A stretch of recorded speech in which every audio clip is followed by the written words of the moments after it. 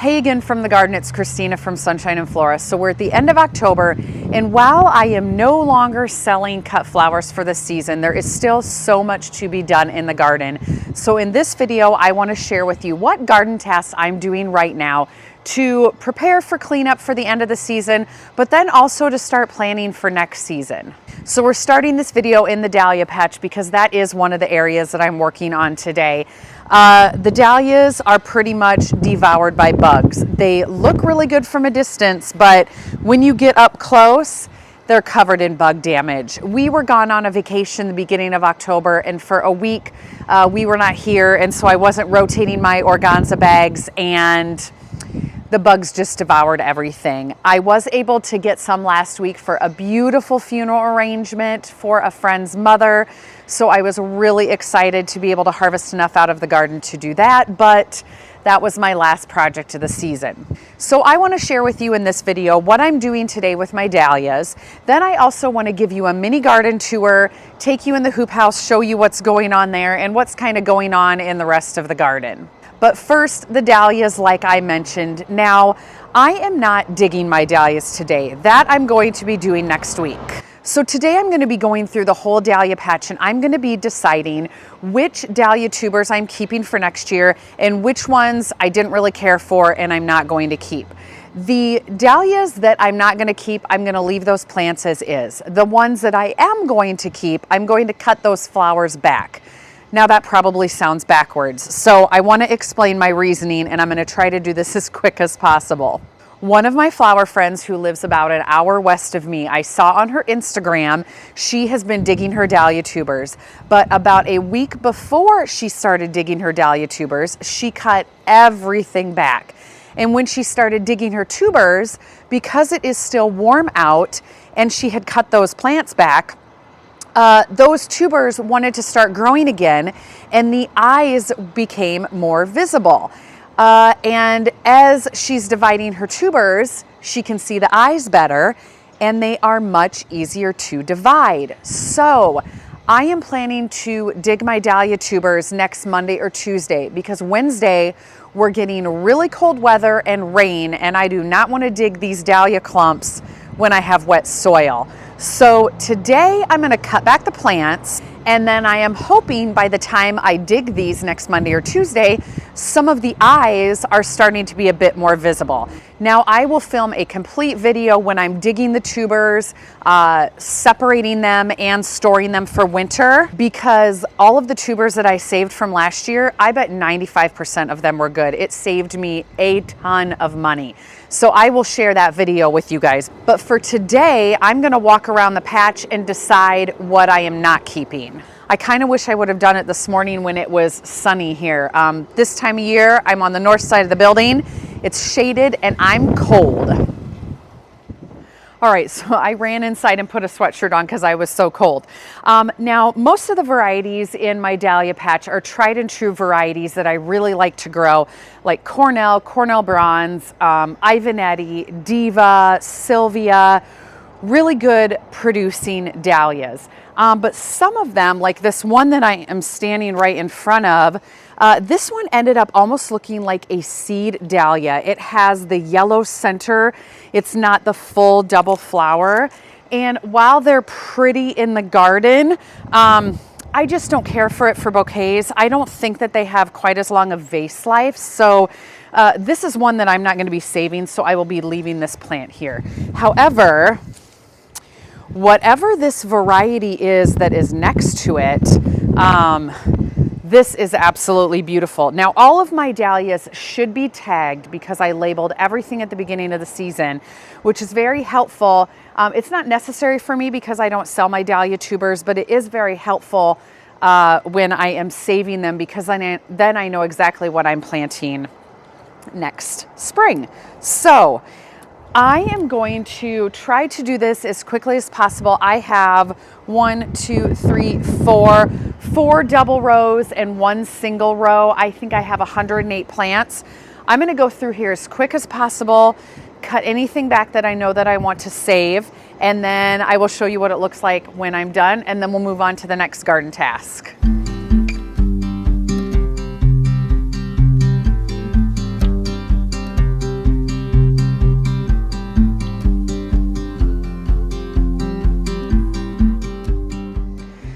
All right, well, I made quick work of the dahlia patch. And you can see I left a few plants here and there, but most of it is empty. And I cut them pretty far down all the way to the ground because if those plants are going to regenerate some eyes, I want all the foliage gone to try to push that. So you can see there's a stump there, there's a stump there. So I cut them pretty much all the way back. All right, check that off the list. Let's head to the hoop house. Oh, I should still mention, I have some self-seeded honeywort in here. I'm going to let these keep going because I want to collect the seed off of that. Honeywort is an amazing filler. And the way that you collect the seed, so hopefully you guys can see this okay, right here. Let me find one. Okay, here, so right in here, there are, and maybe I'm not even focusing on this, but there's a dark black ball in there. That is the seed. Some of these actually have dropped already. So chances are I'll probably have honeywort in this spot next year. So most of this area is all empty. This area is the perennial area, which I showed you in a previous video where I plugged in some of my perennial plugs. They're looking really good. Let me see if I can shade this and show you. They've put on some growth. They're looking really good. This is the Skylar Veronica. And then this row of zinnias, those are really done for. Those will be pulled pretty soon, but I've been saving a few of the blooms for seed. The other area I really wanted to show you that I'm working in is the hoop house. Now I haven't started this area yet, but this is a patch of feverfew that will be going on its third season next year. So I just need to cut that back and then that will flush all new foliage next year. Down the rest of this aisle, this is where some purple campanula was. I ripped that out and then I had some dianthus and lisianthus back there. That's all harvested out and is just grass now. In the center, I really didn't have much this summer. Last spring was ranunculus. I had some sunflowers that I harvested. Actually, the sunflowers grew really good in here. This is all Ami, probably dropping seed. Here's some self-seeded cress. I need to take these inside because I would like to save the seed for that. I can't remember what variety that is. It's not Persian cress, it's something else. And then I grew some zinnias. I harvested a few blooms. I really just wasn't the best at running the soaker hoses, so that was the issue with that. This is the side that I was working on yesterday, and you can see this landscape fabric was here. This was all white campanula, snapdragons, and stock, and I ripped it all out yesterday. And I peeled the landscape fabric back, and I came through with a potato fork, and I went through and broke it up like broad forking because this soil, after 2 years, was really compact. I did put, see how this is darker? This is the regular soil. That is the organic raised bed mix, and I only had 2 bags. I was gonna get this planted, but I realized I really want to amend all of this, so I need to go this weekend and get more raised bed mix. You can see, because we kind of technically made this a raised bed, it's really pulling away from the sides. This whole area just really needs to be reworked, fertilized, and amended. And then I'm going to be filling this with cool flower annual plugs that will overwinter. I did that last year with campanula. They were 5 feet tall and they were awesome. And these are the 3 trays of plugs that are going to go in the hoop house. This is a tray of dianthus. That is the white campanula. And this is a tray of snapdragons. And these are all cool flowers. They're going to overwinter.